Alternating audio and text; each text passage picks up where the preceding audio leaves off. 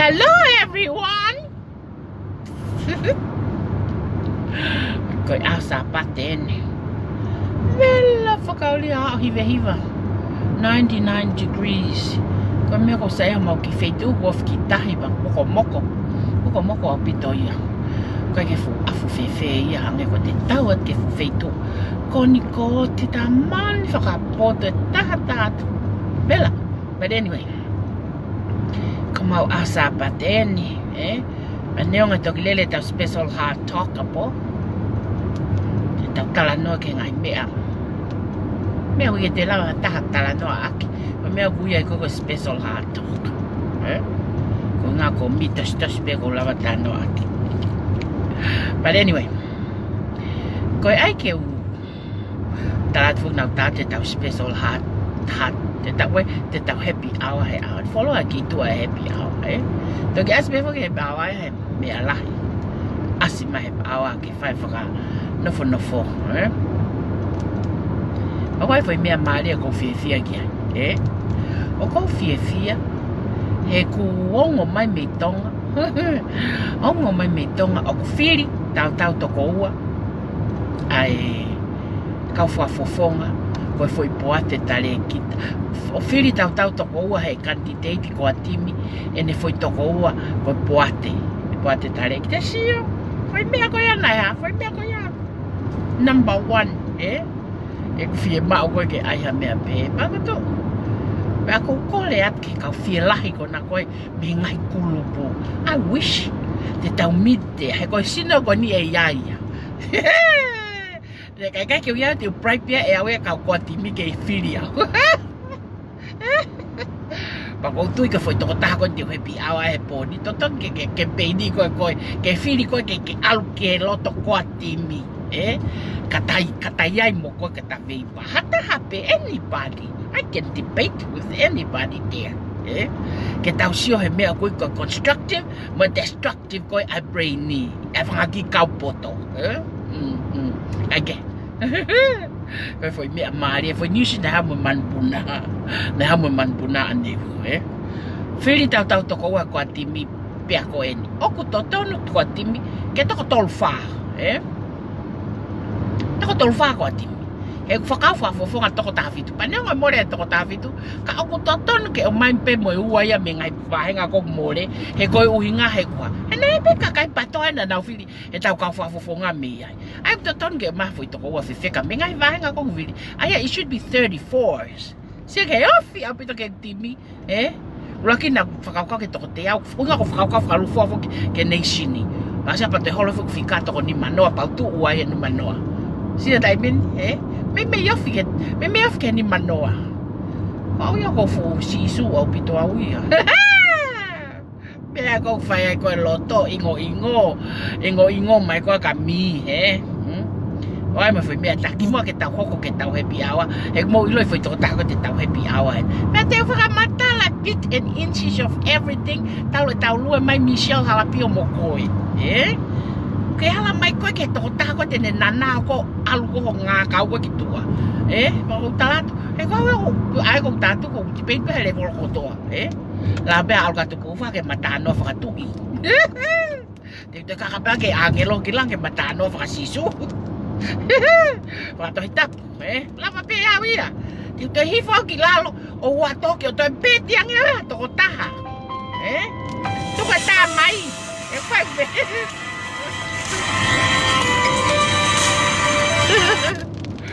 Tuka tamai fai video.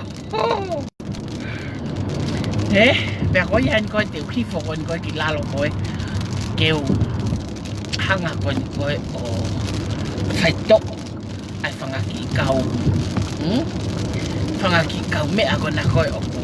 Whangaki kau mea ko na koe kori koe ke FIELAU. FIELAU koe ake loi ko mea ko whihi ai. Pe koe ai haku mea aku mawahe me talanoa. Ka koa oko. Ka ai haku mawahe koe ku mawahe aku.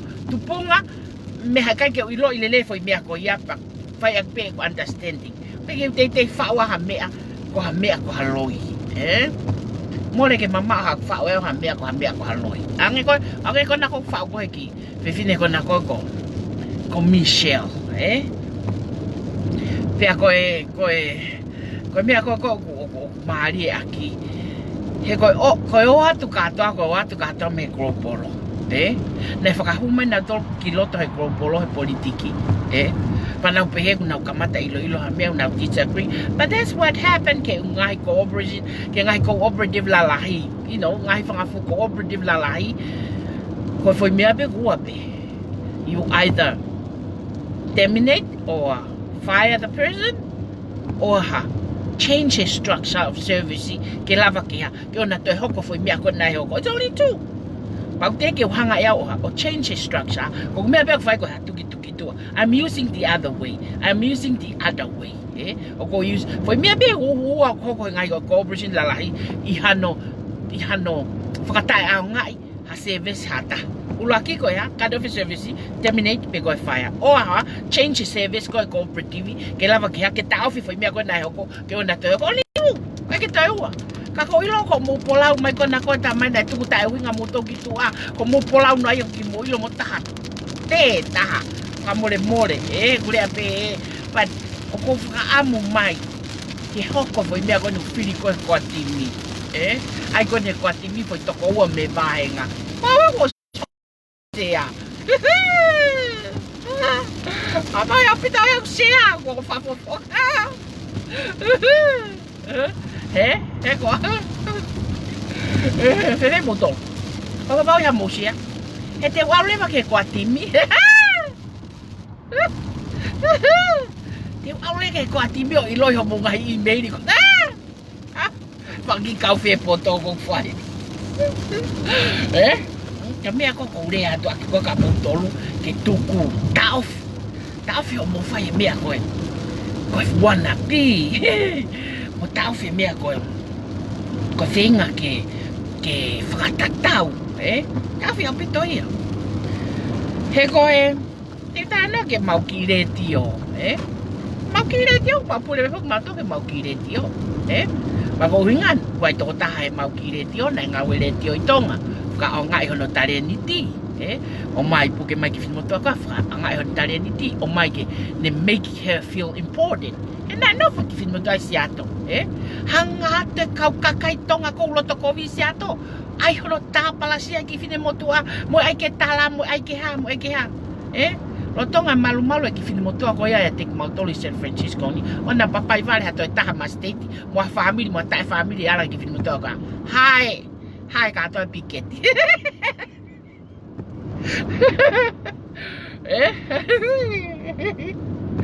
Ko hinga e ko hai mo maufang ki FINEMATU'A. Maufang ki FINEMATU'A e chep tako ya. Ki FINEMATU'A talabo. Na foi lo le fang ki FINEMATU'A. Wa fang ki FINEMATU'A ngai malohi. Pag na takai at be mo salon ni na ki chepta. Kako me ai no ko fukato ka ngai. He ki re tio. Ko fukato ka ngai. Ai fufi ma ko ho mo fufi ma ko ke no foi por kalama fra mama I he ofa ke masiva ma upe ai o na ngalo. Pako ilo io. Pa te ke fa o hanga hi por kalama staple ia. Ai ki re tio kai. Te ke whao ha porkarama mea pako mutolu koe na koe oku tohi mai koe ka te au koe tala mai koe ke toka ngai na toi lau ngai toi lau ngai malama ki re tio koe ko talat ka te koe malama koe hange foki koe lau koe a akirisi koe ki tohi en koe a Michelle koe na whai Lolo tonga whakatotolo I he pure anga Amerika. I like it like that. Ko ilo au I he pure anga Amerika ke whakatotolo I behe I au. Kakai ai te wahe lau a krisi. He ka te wiri fia koe ka mau lau a ke whai. Koe ka mea COVID te whai. I'm not afraid at all to anybody. Ko viku atu viku mai asone tulua mo malama na viku atu viku mai mei api polisi mo kaila he telefoni tari ho foni ko fetrolo na tato te mo ngangau he ikai lava fai ha me he koe ka mau lao there's nothing here ko mau lao hala atata ko fonga ki elementary reason of mo ai ko le sisita business ke fai faka ke fai ke totonge tu hau fe fine totong tu hau o mo tu hau ko na tu osi ko mo ni ma fe tu o si totongi fe mo tol na mo tu hau na mo tu hau pe na mo ela pe fo le pe fai pe o claiming ai fa na ko KAKAI ang ko ko malama ko pe ko mau ki le tio ia ma te talat ka te ko malama he kai ke hanga initiate ha mea ke tu ta ia he whakapa to tonu e whanua koe ni.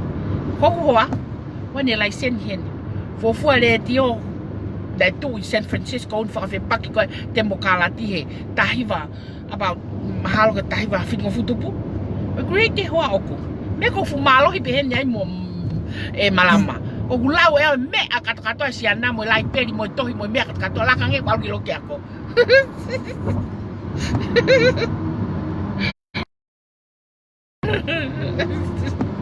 Okay, taimi ko tohi ni o pehe behu mata o ke te ke lava ki tai o to puke tohi nei fo ko he lau ke te mavaya ka ko eke ko ai mo moki al ki lai biro lau ki tohi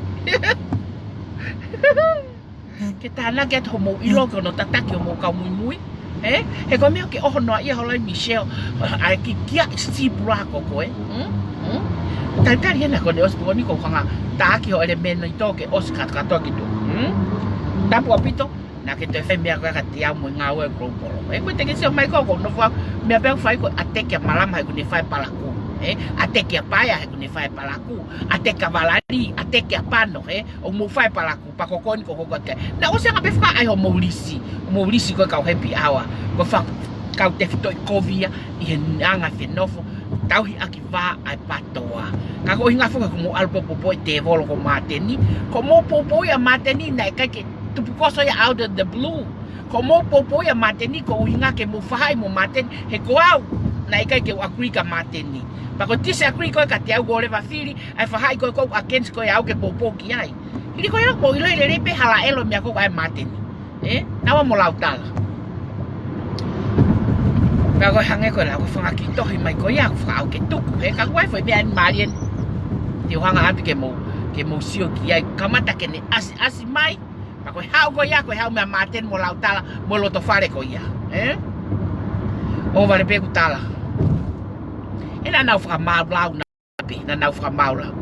O vale pe ku, ia fo email ia a vai moana, o ko ai mai ka te au ko ma whakamon pau pa ko mai whakamon meitonga, ko au e mo pivene o manonofu. Mo sia ke foi pete ni ko no fasio e pete ni. O speko ia, ko foi mea ko ia na hoko pe LOTOFALE ko mate ni ko mo lau tala, na nau whakamau lau. Ko tala pe taha ia nau tolu o no novo mo pivene. Mo sia ke foi pete ni o mea ko whakarieria, whau e KAKAI whakarieria. Sai. O speko ia ko hai ko KAKAI, ko HAKE ko saloni. Ko saloni e ko no nofa saloni mo cheitapu.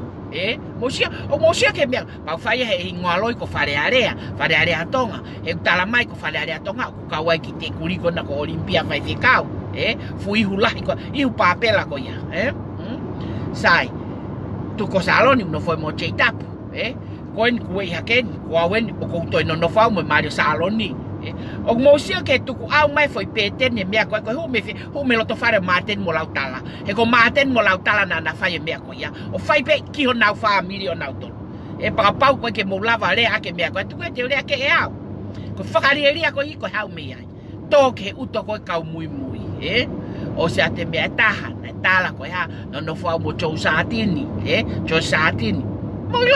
Mo sia ke whahinga pete ni ko ia ene maari holo ai ngahi tapol talk whakarieria hau me LOTOFALE mateni. He na nau whakamau lau ai whekau aku mo piveni. Mo sia ki ai ko whakarieria o siko ia ayat ko au ko no fo mo tuyuata. Mo sia ko guhangan o atu ka teke mo tole whakarieria o kutupu ko me LOTOFALE mateni. He koi uhinga ko ia ko whakarieria ia o whakahoko LOTOFALE ko mateni. O na whakahoko ai mea ko ia. Maten teria na urea ke cocktail ko mo hai komisiona nusila.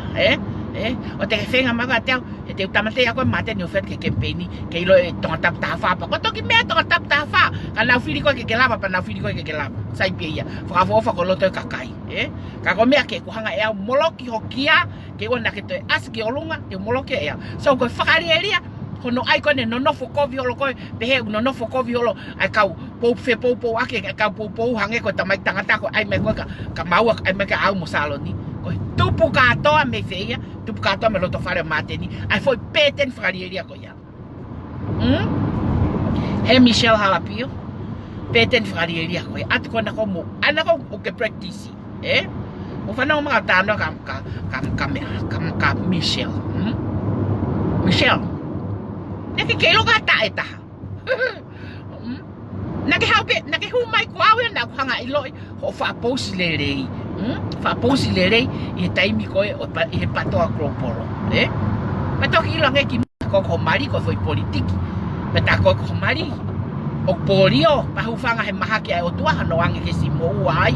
Ka uta engaria mo se fine ko koe ke hau fai oho pe he holo. E ku ilonga ai unqualified mo unquality ko ho mata mo uto ho algo sereki ho KAKAI tangata. Taki ke ho ko mai ka te au, tosi holo pehe mea. Kau A plus. Kai ke tosi B. B not even B plus no. Tosi holo pehe A.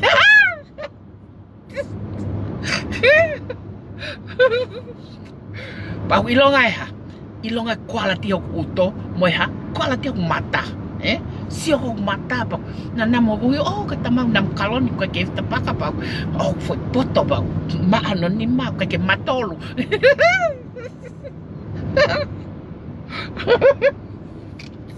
ilonga to ta ko me ko no uto tai pa fasio ko posi Michelle ko fasio ko posi ko FAUFAUA ai mo me ka matale ke tala no at ka ko mo me ko anga ia ko ai ko tuia ko spiritual ai ia ai piki ke mo sio mai lucky trust fund ko patoa we active mo ngahi ho a ne ngone tolo afe ho te au ho hanga fulo ino ko piki kato e KAKAI ko function e patoa e taimini me he diaspora ko ofa ko ke masiva piki e TILILA I pick it. Toki follow e kau piki mei mui o ilo ya hai mo ilo ya hai. Ka koau, I started it. Ka piki e au Michelle. Pa nai pehe piki koe. Nai pehe piki koe. Piki koe ho whapos lelei, mo mea kata koe ho whakaukau. I trusted you.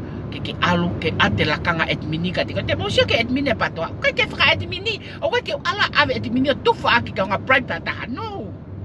I pick. I admin ka atoa koe patoa. A patoa krau polo koe piki ea. Pa piki mai koe hao. Tau nofo. Tau ngāu e.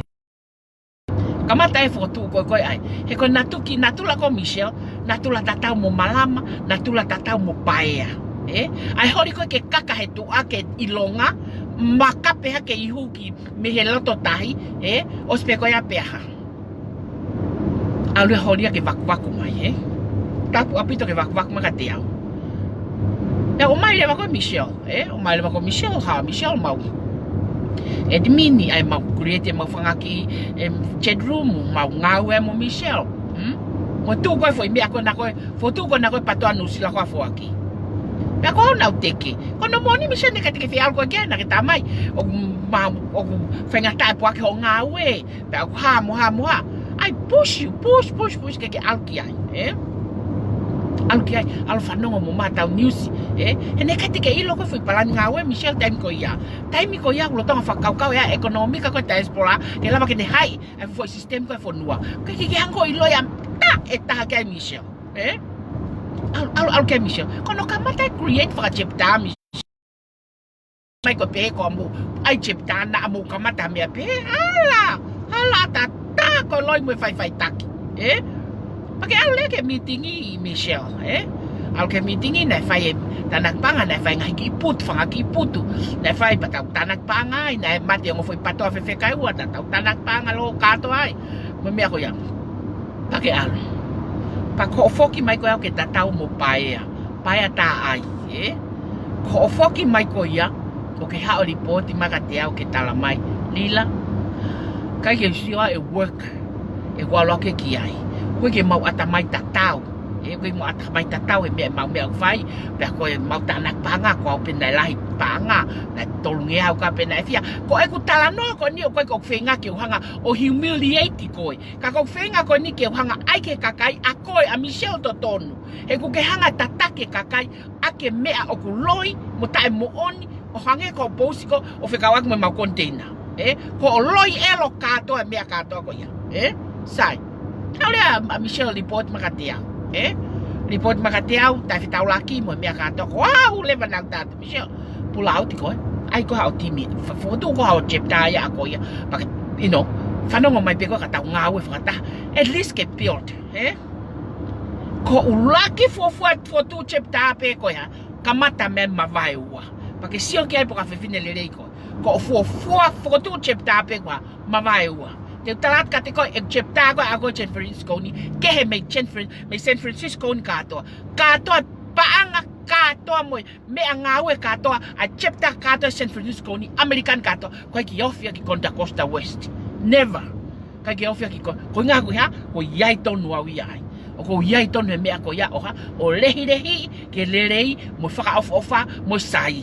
A chepta ko ya pehe kai peke ma vai wa chepta ya ko ya wa ka tainga ta emen he ko na ko hanga foto ko for ka ko ha expanded as a Contra Costa ya he ko develop ka to ko no San Francisco ni na develop ya me Contra Costa e sino ko ni Michelle taimini ku fia ya San Jose o ya Palo Alto o ya San Francisco New York o ya Alameda really pe kakai willing mai kakai foto a mau chepta TILILA o kalanien teu ke foto Westmore East Contra Costa Stockton Sacramento ke sio ko develop ya meife Contra Costa West e ko ya na ku yai pena fenga ke fai meta tau ka te ko amanaki o ku ke mai quality of the brain o hange ko posi ta ko fa posi ko mari ko mai fa fai ko ai ko hi ko oposi oposi o hange ko ke ngari lahi ai mo ke ngari ko ha me ho uto and things like that Michelle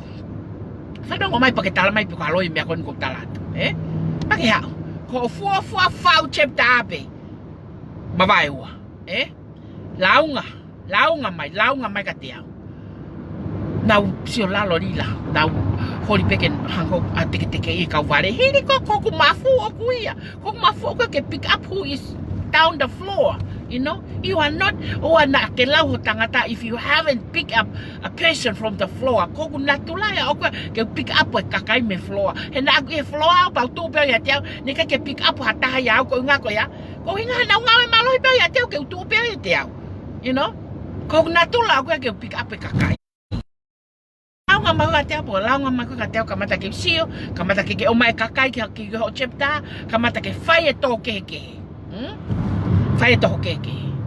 Ko ha na ko fai pe advice tatau pe na aku fie mau hata aku lau mari tatau mo o fai to tonu ke kakai masiva he ko kakai tau mu ai ngau ko ni he fai lau nga makateo pat okay fai me ko ni mavahe fai ho chipta oa na ke to tokanga ka Michelle tu vai pe Michelle mo ne chipta ke ne fakalele pe Michelle en chipta ki me ala rau no na mulongo ai ko panga mo sirini ko ki panga fia ta fe ki panga ko ai pe fa ere pe ta pe te a pe ta mo minite wa no aku te lakat pe ki ta yo tata mai panga ko ya mala ia te mo la sima mo hi ko veve mo me ka to ko ya mo feto ake ko tala he panga pe mo to o to ki tau ta ki ai ko o lai ho nga we ko ko nai taki ko la ia ko ia ko to ta ta mangoi mo ta nana mo longoa ko ia ko natula ia na faka hoko he kakai he time ko ia ka mo mavahe mala mai leva kulu ko ia panako le alahi tohi le alahi ka vain kolo fai nga we ke totonu o fai masiva Pake langa ho ngawe ka pau ke pe kwa ho ivi energy ngawe. Langa ke laka ya Michelle. Ha me ko taimini. Laka vain kolo ya koe. Kai te yofi ko ke chepta vain kolo. Ko no ko talate ta ngawe ka ta ko ne patoa. Fa ho mo a ho ka toa he chepta ko ya. Ko nga ko ha. Ena fa o akia mo ni mea o ngawe. Neka ke fa ke fie ha. Neka ke fa ke fie poto. Neka ke fa o akia ta tokanga ke kakai masiva. Neka ke fa o akia hatoi mea ko ha Fia kai na fa wa ke ground zero ko offer tukanga kina masiva tau TEFITO ko tau fonua sai pa ko kamatanga o mavaiwa kai peke tu ko mavaiwa ko ia o si ku ke lato foto elo ate chepta ko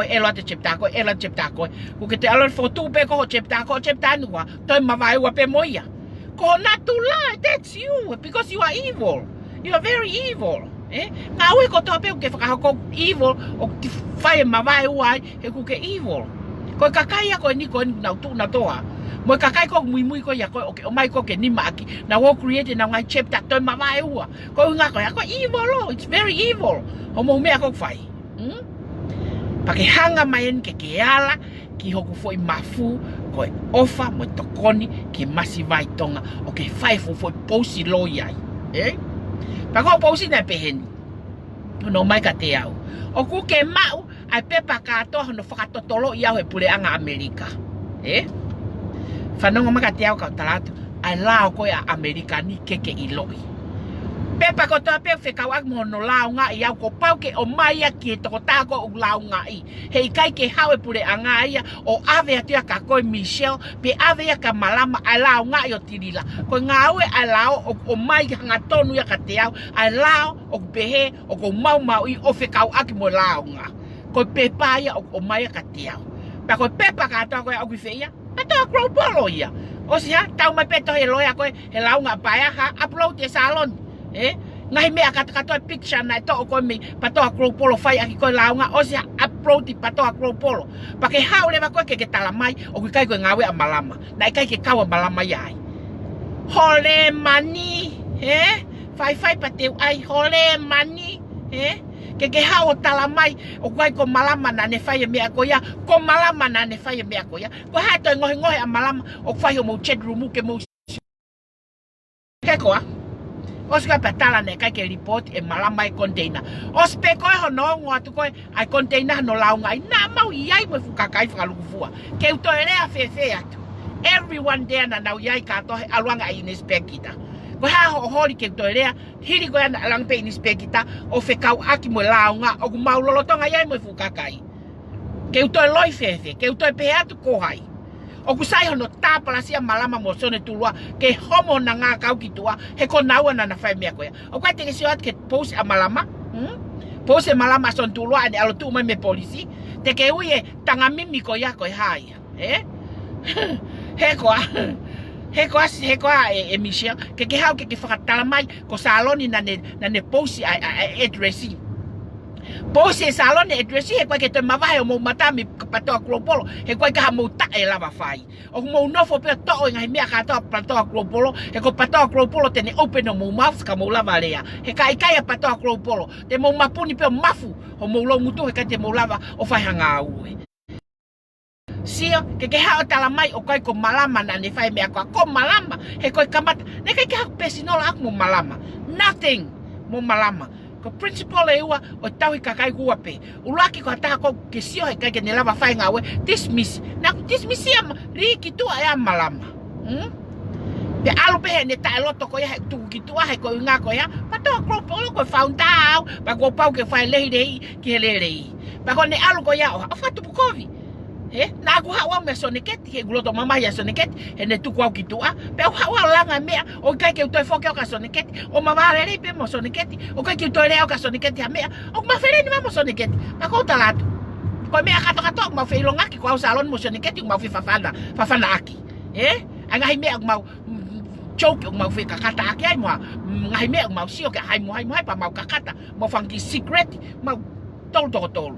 Na aku hawa me soneketi. Kana aku alua mo lau mari ngawe mo tokon fonua kai ka lau mari evil mo palaku ko me follow e kakai teu e ko hala mo evil palaku pe ke sio ko alu malam na ku fai me tatau ka ko ha me na ke alu fai ko alu pe ko me pe fai ko no lau ma ka teu ko pe ke ta me ho elelo ko au pe tota pe hai kai pe ke tu ko tapalasia te tapalasia pe ko ka ale ko la ko ne mata pe tatau pe ka alu nga popula te olpa nof me a popula kape mai pe ka te ko he kai pe tu kuia he kai te tau fi hata kono pangoia a whaka enemy mai koe katiau he ko au ia ko holo na for very long time but to lava forgive and forget a mea na mamahi ai pa ko mea ko fai mai koe katiau malama up to it back to you ko mea pe ngai mea ko fai kono kati mai kakai he ko mole tai mea ka lasio ko malanga Hotel hange mahapuaka old fashioned. I don't want to look at it because I don't get anything from it. It's just a fake imitation. It's just a what? I don't know how to say. Next word. I don't get anything from a video. He ko pe ai ko e fesio ai kakai ko video he ko ko malama ko lau ka piketi tawo fa no po ha fa la malanga piketi malama ka piketi it's all about piketi it's not about malama kila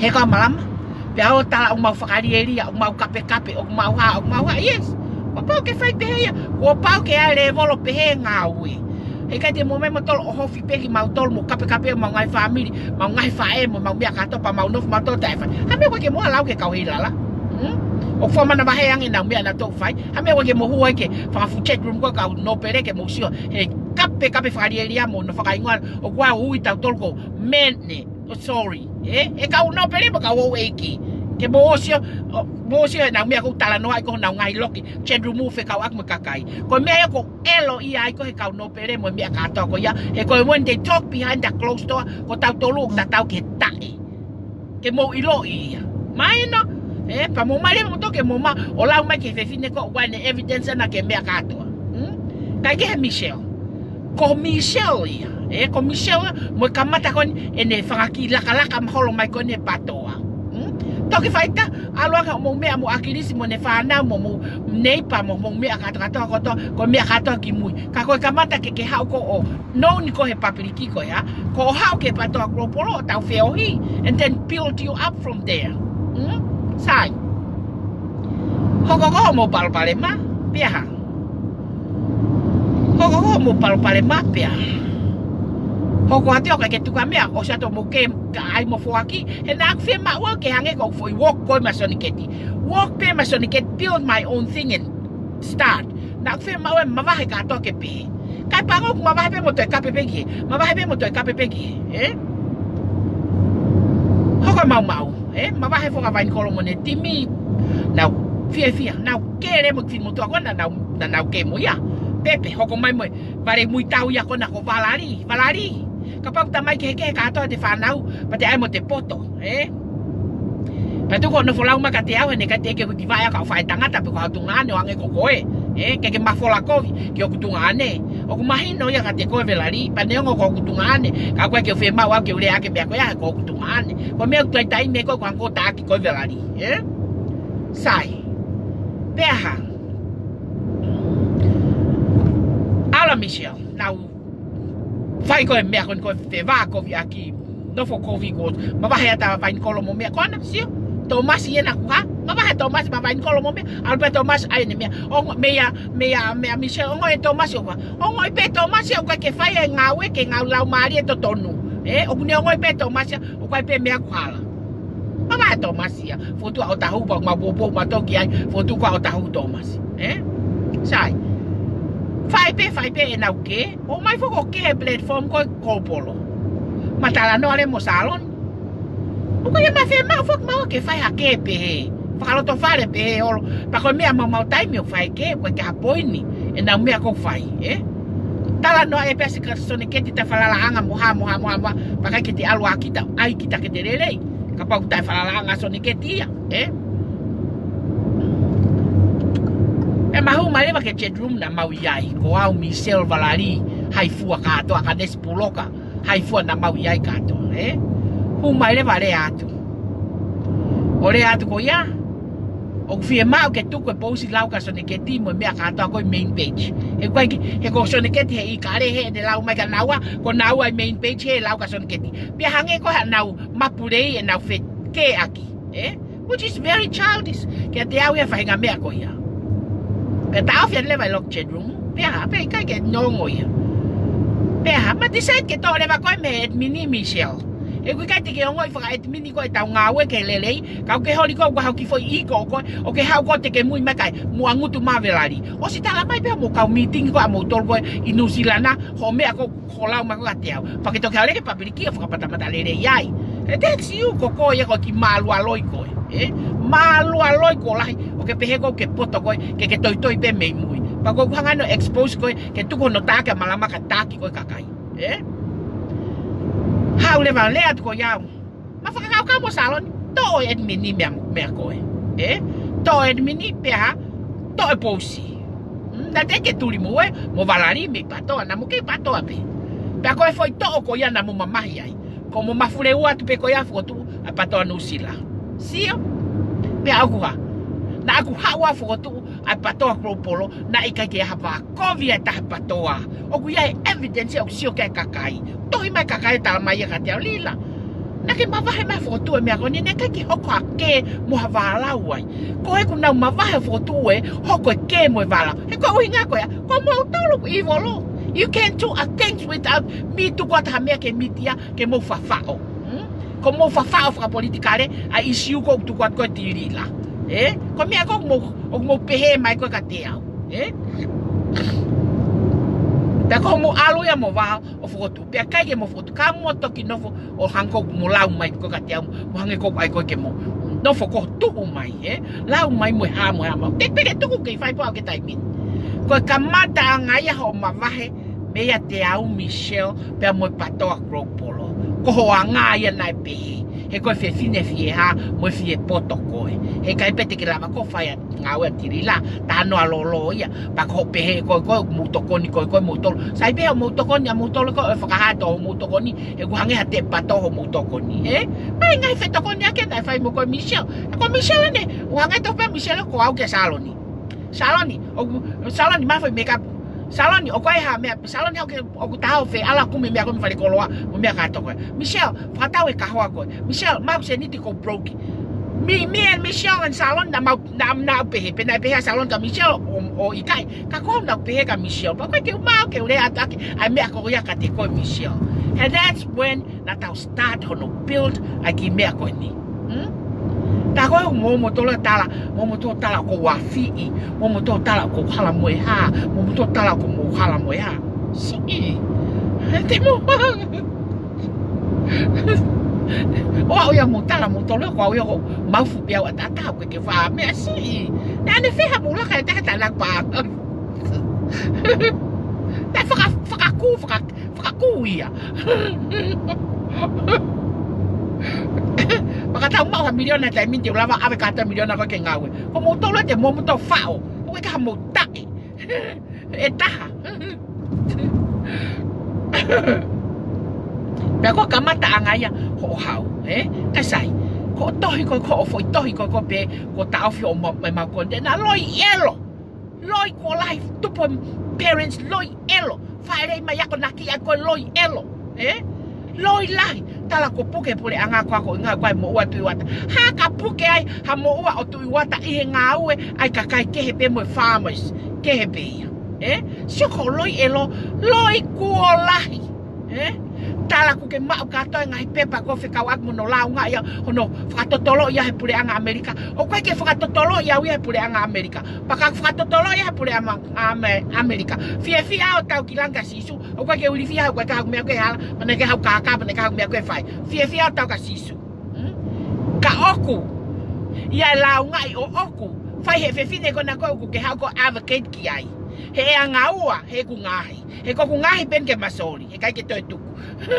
He ke piko hono vae pe te piko mono uto. Ko ku ngahi na ua loa mo sontulua.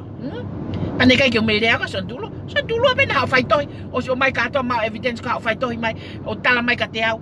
Ko ha ange mea ke tawango no whakaono LOTOFALE pak mau. Ai maha LOTOFALE vare ka ko moua ke a.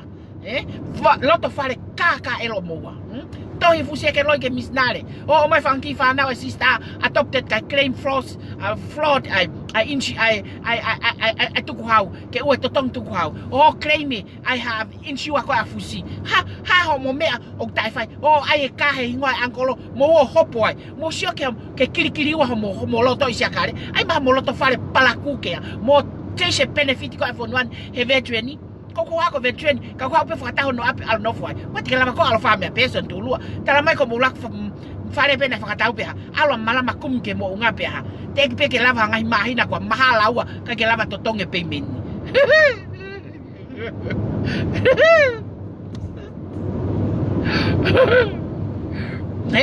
Kwa? Michelle? Pagi hau le ke hau ke hanga ai loi ia, Ko mana tu ifo ko foi meta, mana tu. Malo nai how if no toko na setita ai loki nai ui ko ha ko round table thinkers pa mau yai kata kawa Michelle na yai o vale pe as mai ko tama ko na ko ton yai ton whakahau as mai ko ton whakahau ko ana ko na ne kai ko na ai funny ko a Canterbury just fun or something like that he now umisi ka to mai o wai ki to ko mai umisi mai ka financial how I raise $1 million like that like that they raise $1 million he ko born creatures ya na fire best species ya ko ke vai ngawe ko ya Fufua o mai pe ko issue ko feka mo ton whakahau and now related ko mo inoke finau inoke vala ko mo pe mo lavu o mai ko news ko ya pe ha hanga ya upload te foi news ko ya na hawa ton whakahau to ko mo mai ka te bla ko ke mau pe ton to ko ton whakahau to ai ke mo makari a Michelle ke loki round table oha o palomes ma Michelle ka pau ko ha me pe o kaka ton whakahau ke pule anga ko ya pete ni rakilo he ko ha ko ya pete ni rakilo ko tangata Michelle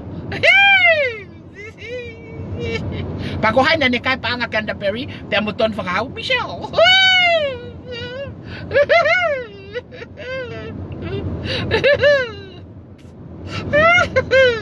ko lahi o mo luma pa te ka mo mai ke mawhi mea lo ope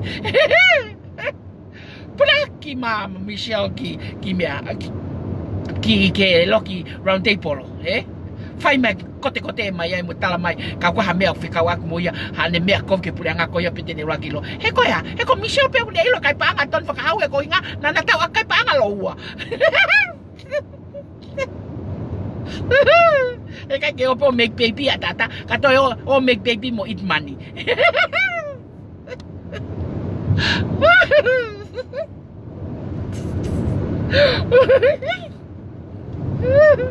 Hello, kata.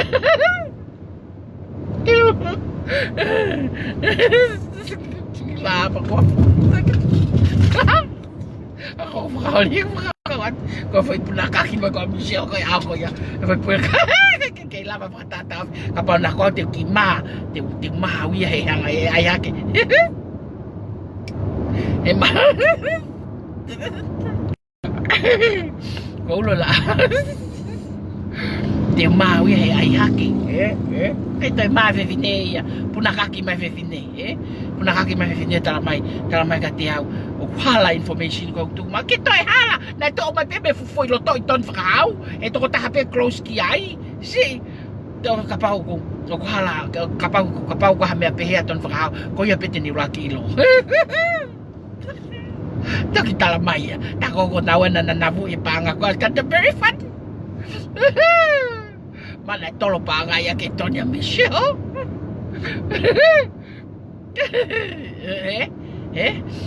Tohi mele to tahaya, Siapa kau ni kakai kau talat kau tiup piau ya kau tohi magatia. Kau pehe fokai misal kau tamai o kita ini aton frau.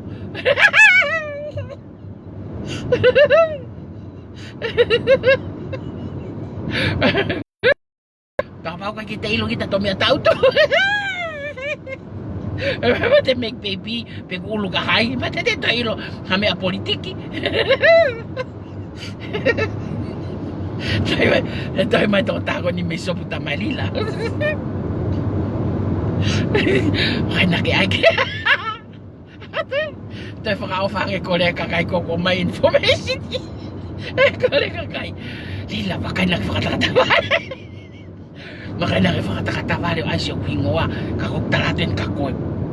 O tala po kay Michelle ko tamay ni kita ini ko ton faka. Wa ko ton faka.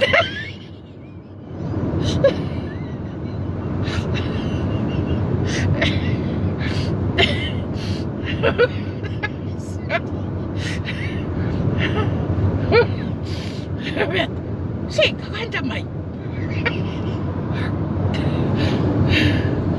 Ay, oleh ba? Ekot. Mo fa mana balolo mo fe ilo gale ba. Ay, como ya te usiasia wi. Kapau ka ke como tol gato. O me mo velele. Kapau ke mo lava se yo mga kakai tangata. Kapau ko velele ko velele ko o sa nga ilo kakai tangata. Fa foi kakai tangata ako ko fa foi. Hai taya moni. Ka peta ko ha taya o ko ha velele. Ko velele be mo ya. Kako nga ko. O ka ke velele o ke fa be ako. Velele ko. Que foi me ako ya. Ako ko malama. Lo ya ki ataringe alu ya vacation atol ki Sacramento ka hao kau me a family sione. O toi o ma we de alu anamo sante sike mote.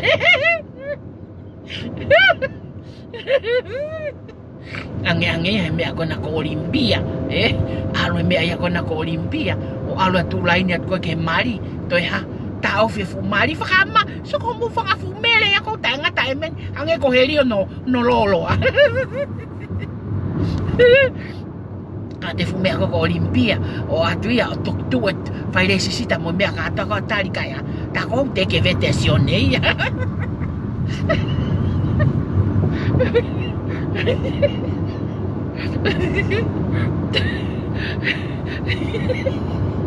ha fume ako ko malama no foi ne angolo mo to fe fine ko son tulua peha alo atuia totolo ria ke son tulua no marika alo mo fume ako na ko malama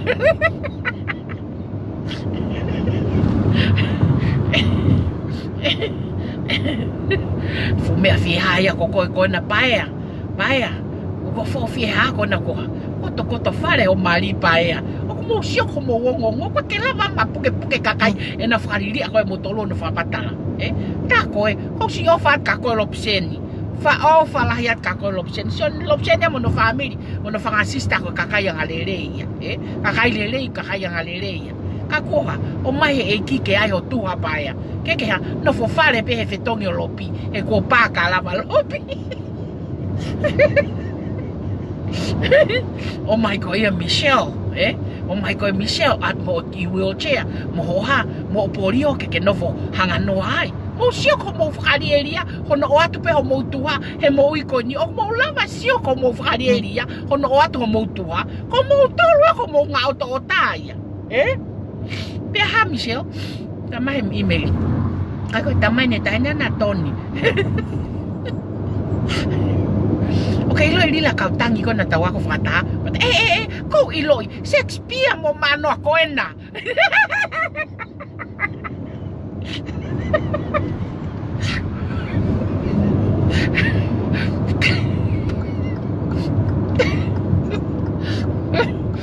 Oleh nak tahu ambil aku ada misi Wake City.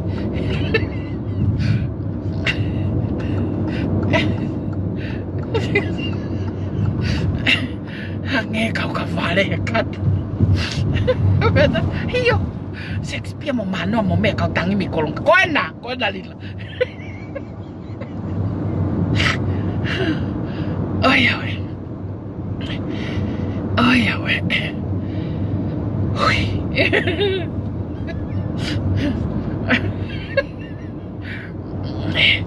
Pakapau ka ke te ilo i rewa.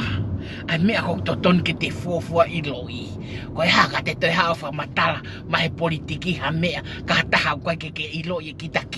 Ai lako hoto vaemo, ai lako hoto he mamo to matau. Ka koe ke te ilo rewa, fe lako aki hoto he mamo to matau. O ma oe whanga ki ulu, pa te toi ilo fefe ha mea voi mama ni koni. Oh ya we, Pakai hak ulewa ke hak ke rea mai ke mau ngawe moloi. Ke tala mai tau fe container. Tau fe container paka tae ko container mi tau mai ke ni. So loi el fa to tolo pole ang Amerika ngai container. Ha, moha.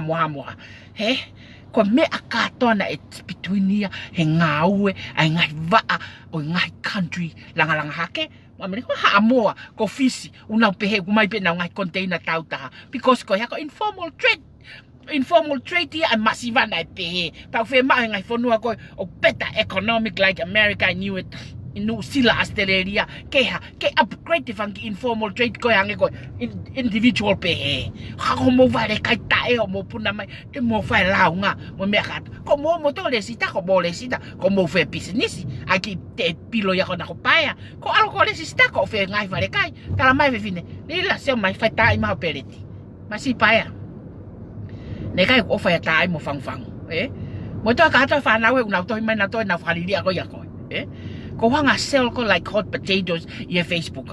Lila, so mai ke ki peleti. So mai lila. Ko au te ulanga au fare kai so le. Lila, I can cook better than. So paanga to lua lila. So mai ke ki be ko ke fono halo ki aku ngakau.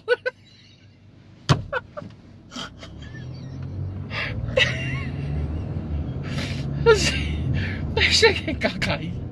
Kasi ko siya ke KAKAI na si FAKA'OFA muna uma fai mai fa ma ko mai vai ngamia pe kasi ke ko me tatau mo ki me ko na ko Michelle he Michelle kapau ke ilo lako ho va he mamo matau ke ma o ki foi ulu teke to ilo feve ho me ke fa matala mai ki ai ke ha o tala mai o kwai o pepa pa la nga e pole o fa o ngawe kapau ngawe ngai department ko ala malama mo sio ngawe ki ai o ko FAKA'OFA ya ke fa la nga ko ha mea ko ke fale kai nonsense throw out osi ha mea ko ke ko ngai container nonsense throw out what's next fa mana e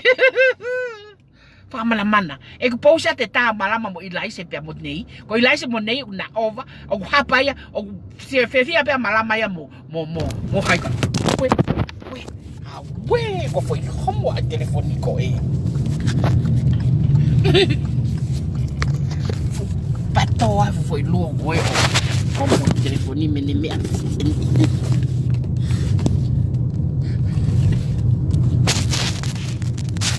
mea patuku como foi steni me mea patoa foi mea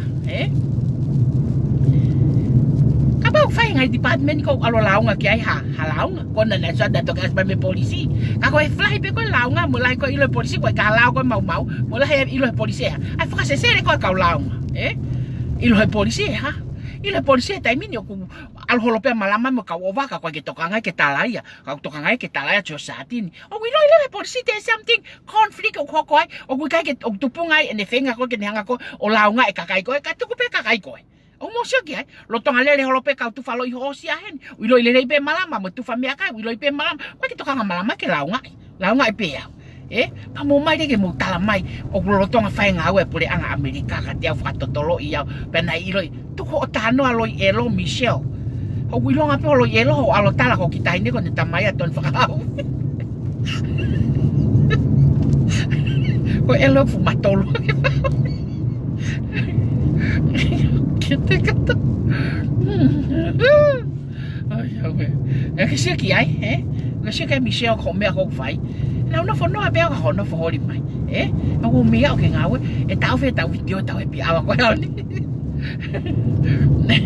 tau e pi awa ni ko patu te to ko ki ai o ku fulai o pito fai me ko loi elo ku lai ala pe malama ko te que se o que loi elo malama que lava loi kai la ne telefoni ko fe tu lolo na telefoni ko ala te fe tu lolo fa se sere mata no muka tutu Somos uma fenômeno. Người mama ya cái ngạo ấy. Có ya. FIENGA cái tao phải vào tôi tao nó lôi cái group lo, một cái tao nó cái màu ngạo ấy lôi. Ở cái tao phải container tông container was mèo mà again. Ở cái tao phải ở cái hàng ngay tôi lao nga, phải tôi lôi một mèo ở về cái tico, mấy cái tao qua lao ngay. Cái papa ở đây mà mà cái mèo cái tico, cái hao cái phải mà cái lôi yellow. Tao phải, tao phải ao pito ya. This is one thing. Siu kaya ni. Anyway, kwa Michelle. Pengare ke ngata, ho tono ke tano loi ke kopolo, mo tano loi ke ngawe kakai, mo mea kata ko TAPALASIA kakai, elo pe mea ko fai ko malama. Peke ke tukuange kakai ya, elo ia pe kakai ya. Pake holi makateo ke alo lea ko ka mui ake moni. Moni fe, na ko alo la nga ia. Na ko alo fai ha mea ko hala. Peke ala TILILA fai ha mea ko hala. Alo pe TILILA fai mea moni. Ka ko LOTOFALE. Ko mo mai ko fai launga ko mo LOTOFALE. Ko mo tolo mo responsibility ke kakai ko o ne talat ko kakai te ne ta mo tolo ke mo mahaiwa. Mo responsibility ki ai na hela na to ngawe ka mo mai mo tolo ha. Mai mo to ke mo mai o ai ke franga mo ai ke report ha mo ya mo. Mo tolo ko mo responsibility ke kakai. Ko ka responsibility o ke kakai ko ka me ake lo ya ke kakai. O ko anga be mo ni pa to fai teri hai pe kakai ke na fili ke na ke hela ia he to Halo, malanga e kakai ka me he ko hinga he ko o ko anga pe foi mo oni ke kakai. Me ai kakai ke na fili pe mo oni, pe loi, pe na pe hete na take, ke na take me kakai. Ko ke ka wa wai. Mahino e ka te ko. He Michelle.